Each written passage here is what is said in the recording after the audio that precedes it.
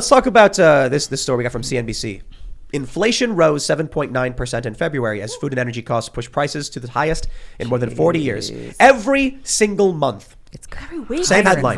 Yeah. Same headline. They're like, the new numbers have come out and it's worse than it's been in 4 decades. And I'm like, I just read like 8 times. I just saw the January numbers, right? And that was 7.5. Yep. And now it's 7.9 in February. So let's talk about what this means for you guys. Ian was just discussing money and currency, and there's some interesting questions to have here. I don't care about the US dollar in terms of what that means for you because we got other numbers to deal with. What I care about is how many hours do you have to work to eat a meal, to live, to have health care? And this is the big problem I have with the left when they're like $15 minimum wage. And I'm like, the number and the piece of paper or the digital currency does not change that you will have to work a set amount of hours to earn certain resources. If it's simple. If everyone in the country is getting paid $15 an hour to make a widget, the cost of widgets goes up with the cost of labor. So changing the number does not change the amount of time taken from the person to produce the object. So my thing is, when it comes to better standards of living, it's a supply and demand issue with labor versus supply. Demand for labor versus supply of labor, and it's what people are willing to work for. Right now, people are not willing to work for that much. But the fact remains, if it's by government force or by unionization, if every single person says, you know what, the government won't raise our wages, then we're all going to demand it, you will still get inflation and you will still work the exact same amount of hours for the exact same resources. But this was the argument against abolishing slavery. I mean, because if you want really cheap goods, I mean, if you're saying that, well, you can't raise wages because if you raise wages, then that's going to raise the cost of goods. I'm saying that money represents time and value, time and labor. Time and labor won't change by mandate. So what you'll get is there's a few interesting things. The minimum wage will allow people to buy computers for less time of their lives. So we get our computers made by, like sweatshop and slave labor in a foreign country. And if a computer costs $500 and you get $500 per week from your job, if we give you a 20% raise, it'll take you 20% less time to buy that product because the product is imported from a country that uses slave labor. But if you're buying American-made goods and their wages go up the same as yours, you now have to pay the same amount of time for their amount of time. Right. I mean? So basically you're saying then what is your solution? To keep wages low? What do you mean? For certain groups of people in order to keep the goods low? No, that's not a principle or a moral position. That's a fact.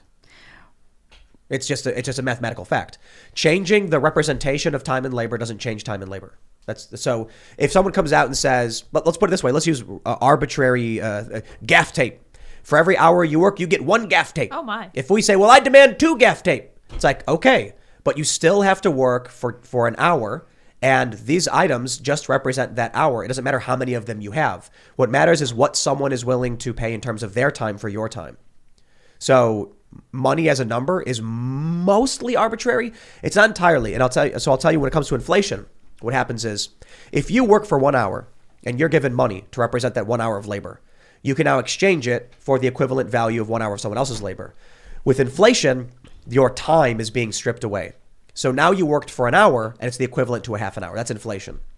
The actual number of the currency, this is completely missed by many on the left when they argue for minimum wage. If we eliminated currency from the question, you'd be saying to someone, okay, you work for 1 hour at my restaurant and you'll be able to buy a meal. Okay, money is irrelevant. Whether the meal costs $5 or $10, 1 hour gets you 1 meal. If you have 2 guys and one guy makes the meal and one guy sources the food, they're both still going to have to work 1 hour of their life to exchange the meal and to give the food to the guy to make the meal so they could both enjoy it.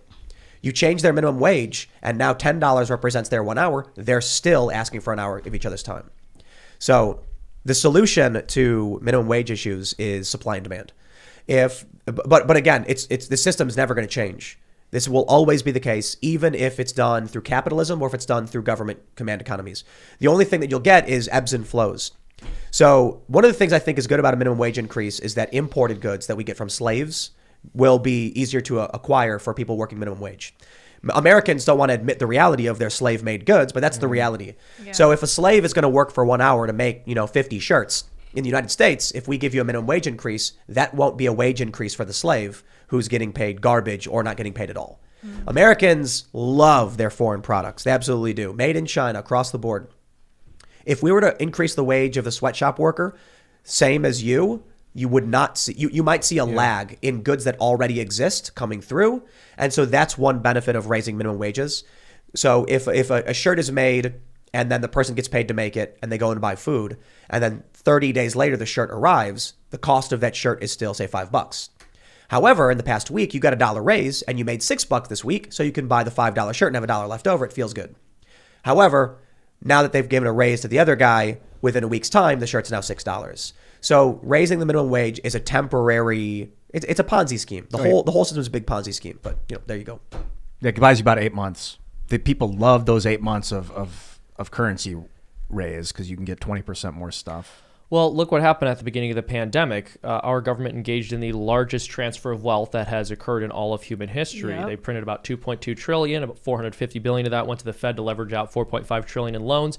And the way the wealth is redistributed in a very insidious way is the people who get the money first in loans before the inflation really hits are the ones who benefit, and that comes off the back of everyone else who now has more difficulty affording things and who have lost the value of their savings because that money was printed devaluing the currency, or because it was floated into the marketplace devaluing the currency. The people that get first access to the money. Yes. That's really disturbing. Exactly. Yeah. It's a redistribution of wealth from people who access the money first, or to people who access the money first from everybody else. But that was because they actually added money into the system that didn't exist prior to that point. Yeah. So it would be different if you're raising minimum wage and a corporate boss was told you have to raise the wage to $15 an hour, but you have to do it out of the resources you currently have. You're not getting more from me. I'm not going to print money and give it to you. But it affects, so for example, you have inflation in certain sectors just depending on how the wealth is redistributed as opposed to new money being created. So for example, when the federal government started guaranteeing student loans, colleges started raising their prices, which was an inflation within that particular field, even though new money wasn't actually created. So you'd have to actually stop greedy inflation because there's really no more demand. It's not a supply or demand issue when you're talking about things like college education necessarily. Yeah, no, I hear you. I mean, I would agree with you things completely. that are not tangible. When you're looking at college education, there's certainly, it's greed, but we also know based on all the research, and according to the National Bureau for Economic Research, I should say, colleges are going to respond to those kinds of subsidies by raising the prices. I think what we have to do is just shift the incentives and consider the incentives before implementing any kind of policy. Because the idea behind guaranteeing student loans was more people will be able to go to college. It was a very nice idea, but they didn't actually think through the incentives that was creating for the colleges, and it ended up making college less accessible for everybody in the long run. That's why you have to do it as a two-step process. So not only do you offer an affordable education to somebody in a way by giving them some sort of access to a loan or even just free tuition. But you then would have to have the second step being that you do the control on the university itself. Yeah, I think there's an argument to be made for that. I'd have to look into a specific policy prescription there, but I think we just, get rid of universities. You always say that, but Yeah. we need education. Do you like the house you live in? Because you need an architect to build it. Do you like the roads you drive on? Do you like the doctors you go to? This house wasn't built by an architect. Either way, well, somebody had to actually. Then it's not structurally sound, and is it going to collapse on me? No. I mean, This house was actually built by a bunch of local dudes. But either way, some who architect slowly over time had. Somebody had to check it to make sure that it was structurally sound, and that was an educated person who understood architecture in order to ensure that the beams are in the right spot, that you have support beams true. where they need to be. Well, of course it's true. What about a skyscraper? So you just want to let anybody just go and build a skyscraper without an education to know how to do it? Do you need a certification to build a skyscraper? It sure helps. I mean, look, like I'm not going to go to just any random Yahoo about some, for my doctors, for example. So architecture is art and engineering is the actual structure, right? So an architect will draw a pretty picture of a building with cool arches, and the engineer has to figure out how to distribute weight and do things like that. For this house specifically, this is a true story. It was built by a bunch of local guys who just knew basic carpentry and construction. And so they all understood the basic weight. Every beam of wood has what's the right word? How much weight it can withstand. So they have 2 beams here, 2 beams there, and they're okay, these beams can hold this weight, so we can build up to this side because the total weight pressed. It's not coming from university. They learn these things. So we've built stuff on our own. We're having skate ramps built, and it's just guys who know how to put nails in wood and know the general capacity of certain wood.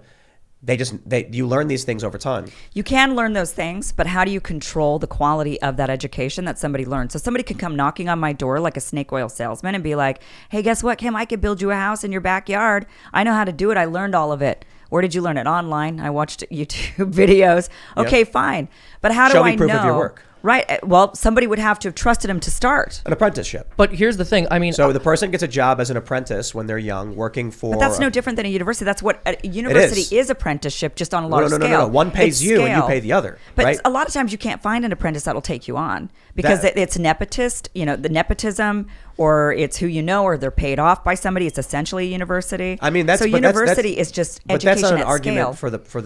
for the situation at hand. That's just an argument for maybe there's crime or maybe there's social problems. If the issue is you're going to tell someone to go spend tens of thousands of dollars to go to university so they can learn something and be in a classroom versus someone can get paid to work, even if you're just getting coffee to start for the first month and actually watch something happening in real time, university is detrimental. So, well, first of all, I don't think you should have to pay tens of thousands of dollars for university. So it should be something that is. Well, who pays for it?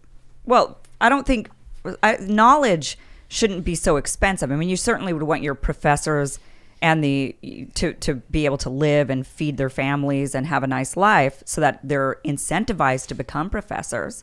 But it doesn't need to be to the level where it's at, where these universities are getting these huge, they have these massive accounts worth billions and billions of dollars. I mean, it's just outrageous.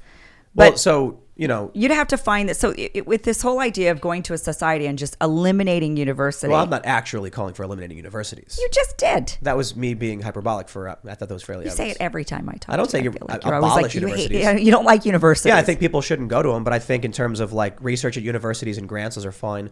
For certain jobs, like you want to be a doctor, I understand why we make people go to school to be a doctor and get a certification there. But for the most part, universities should be like an aside. Well, so maybe they've expanded, and maybe you don't agree with all of the topics that they teach. I'll tell you this: if someone tries to get a job from me and they have college on their resume, it's a net negative outright out of the gate. But that's just because you have bias. But that's just you. Absolutely. Yeah. Quite literally. And it's because in my experience, I have already hired many people who have spent too much time at institutionalized learning facilities and have not enough real world experience. They can't understand how to make things function properly. So for me personally, I'm like, if you've spent this much of your life in school, you probably, I think that's a net negative. However, portfolio is the most important thing. You come to me and say, I went to college. I'll say, sure, whatever. Show me your portfolio. You can't do that. I'm not interested. But my issue is, I've spent a lot of time around people who have chosen to start working from a young age, worked side jobs throughout high school, and then decided to get into an industry outside of high school. And then I know a lot of people who went to college and didn't know what they're going to college for, but they were told to by their parents, and that's what everyone was told to do, racked up a bunch of debt, and now have no idea what they're doing with their lives and are miserable, paying off debt, working crappy jobs. Right. So the debt part is the issue. It's not really the actual experience of going to college, because you can't expect every 18-year-old to know what they want to do with their lives at the time that they're 18. I disagree. I think that's a huge social problem we have. I knew what I wanted to do for the most part. But that was you. So again, it's, there's a lot of people that they're still finding themselves. And they shouldn't be at 18 because you're an adult at 18. Yeah. And so this is one of the problems we have as a country. When I was a little kid, I was playing music, I was skateboarding, I was rollerblading, and I was programming websites and video games on a computer, and I was reading the news. When I was like 10 years old, I'm on CompuServe and AOL, and I'm reading articles, and I'm doing it, and somehow managed to, here I am, now at 36. A bunch of my friends were doing literally nothing. I was homeschooled from the time I was born until I started preschool, until I started kindergarten. A bunch of my friends sat around doing nothing but watching TV, just mindless nonsense. By the time they were 18, they were like, I don't know what I'm doing. And I was like, I've written several songs, I've recorded and published them, I've made several websites, I've done a bunch of odd jobs. And then people were like, go to college. I was like, what for? I'm already working, I'm already getting experience in all this stuff, and I'm watching people go to college being completely clueless. The problem is we as a society have been telling our kids to do nothing and say, just go to school, just go to school. We've put them in institutionalized learning facilities that don't teach them anything. School sucks. Every kid thinks it. Every kid says it. So we're taking kids and saying for 22 years of your life, you're going somewhere you hate. Now you're 22, you're out of college. I expect you to have skills that's going to be valuable to society. And they don't. It's not surprising. But a lot of them do. A lot of them do. I think that's a relative argument. I think if you took a kid who grew up and worked on his dad's farm or in his dad's smithing shop or smelting, work smelting, or watched his dad weld, and then he grew up and went to high school and learned basic math and stuff and had been working at the family business, you take that person at 18 compared to an 18-year-old who did none of those things. The 18-year-old fresh out of high school who worked for his dad's shop is going to tell you about accounting, finance, banking. He's going to explain to you what time the workers come in. He's going to know about the labor laws. And that other kid's going to be like, I have no idea what any of that is. And you expect the kid who did nothing but go to an institutionalized learning facility to know what they want to do with their life. The kid who was welding when he was 13 is going to be like, I once made this really cool structure with my dad. They're going to have that memory. They're going to have the experience. And at the very least, they're going to have real world work experience and connections in their community. I think school is one of the biggest detriments to human civilization. I think that I understand parents can't be there explaining math and history to all these kids, but now you take a look at what's going on with like Florida, Don't Say Gay. You take a look at what's going on with teachers refusing to let parents know what they're teaching their kids and then teaching these kids a lot of complete wacky activist nonsense. I'm like, it's just gotten worse from the get-go. We used to be a civilization of apprentices. The kids would watch the parents work. Not only was I homeschooled, but my mom opened a coffee house and I got to watch how the business worked. So I'm in 6th grade and I'm earning money. And so I've got money, I've got responsibility. I bought my own Game Boy and my own Pokemon Red. That was for me, I guess in this civilization, I was lucky to have all those things. You were. I wish that my parents had a business. I always wished that growing up. And that's what we need to do learn to a lot civilization. from that. But the thing is I agree with you that society definitely pushes education way too hard and that they devalue the apprenticeship sort of track for kids. And I do agree that they absolutely allow kids to just kind of go through and not know what they're wanting to do and just continue on that aimless path. But, just even looking in you sharing your experience, me sharing mine anecdotally, my dad on his side of the family, my grandfather was a farmer. He was the son of a farmer that immigrated here from Denmark, then ran the farm. My grandfather hated the farm. He became a teamster. He was a trucker. He supported all 7 kids being a truck driver. My grandmother was a secretary at a newspaper. All 7 of my dad's siblings, of the 7 kids, my dad was the only one who went to college. Everybody else in my family, blue collar workers. They all worked in factories. They were dry cleaners. They were landscapers. They were working to the bone every day, back-breaking work. My dad went to college, got a computer programming degree, was able to then get a really good job. Out of the 7 kids, we absolutely had more money than the others. There's no doubt about that. How old was your dad? Like, when was he born? 47. So my theory on this is that your dad likely went to college because he liked computers and he was passionate about something. See, back then, our society didn't tell people college was mandatory. It wasn't. Right. So your dad, so if you're in this age, in the 60s and 70s, people were able to get a high school diploma and then support their family. A family of 5 on just a high school diploma was normal. So why go to college at all? Unless you really wanted to because you were passionate about it. So I'd argue your dad made more money because of his passion, not because he went to college. Well, because the job he got commanded more money. So he was able to get a job of a higher wage that put us into upper middle class versus my family, which was blue collar middle class. You know what I love? Jimmy John's sandwiches. Is it difficult to make sandwiches? No. Do you need a degree to learn how to make a sandwich? Absolutely not. But Jimmy John is a rich dude because he made a lot of sandwiches. Right. So the college argument for wealth, to me, makes absolutely no sense. You could be the best dang chimney sweep in the country and be a millionaire. But that's like one. But that's a few. So you have an entire group of, let's say, lawyers, right? As a whole, on average, they make way more money than an entire group of sandwich makers.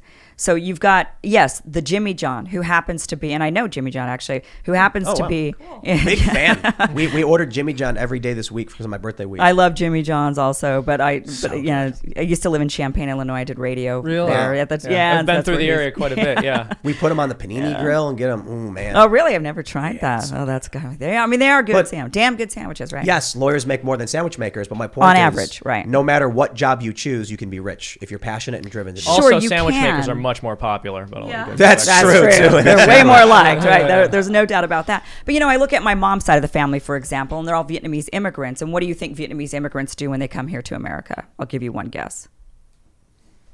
Nobody wants to be there. Nobody wants to. I want to say nobody something, wants but to- I'm not going to say it on TV. Yeah, right. You said dry cleaners. Nail salons, right? Yeah. So they do nail salons. So everybody in my family on my mom's side, and they work and they scrub feet literally for a living. That's hard work. It is. It's very hard work. And they do it so that they would put my generation through college. And what do they tell all of us kids? They say, you're going to go to college and you're going to be engineer. You're going to be doctor. You're going to be lawyer. Right? And that's it. And that was the only choices we had. We had like 3 choices and that's all you could be. And they were scrubbing feet in order to put us into college, in order to get those jobs. Because on average now, my generation, which is, now we're in our 30s and 40s, we on average make more money than my mom's generation. Now, that being said, my aunt is a very wealthy nail salon owner who owns a ton of nail salons in the Beverly Hills area. So she owned 5 nail salons. She does all the celebrity nails. She's been the big hot shot nail salon owner in Beverly Hills since 1988. Makes the most money out of everybody. There's no doubt about that. But collectively as a whole, my generation makes more money than my mom's generation on average. So there was the one that got lucky, but she has to support the rest. My generation, none of us have to support each other. Because we all make enough money to support ourselves. I mean, why? I don't think it's luck at all. One. It was hard work for sure, but it was also luck because a lot of other people work very, very hard. And I don't want to discount the fact that somebody works very, very hard, but just never got the break in life to make a bunch of money. I don't think it's the break. I think it's, the saying is chance favors the prepared. Some people are prepared to make sacrifices or take chances and others aren't. But sometimes your chance and the success, like you were born here in America, so you had the opportunity to have a lot of success in America. But if you were an immigrant coming in from like El Salvador and you've got to literally walk your rear end all the way across a continent to get yourself into America, that was a lot of hard work. And then you get here and maybe you're only living in a 2-bedroom apartment, but to you, that's rich. Thanks for checking out this segment from the Timcast IRL podcast. But if you want to check out the full show live, tune in Monday through Friday at 8 p.m.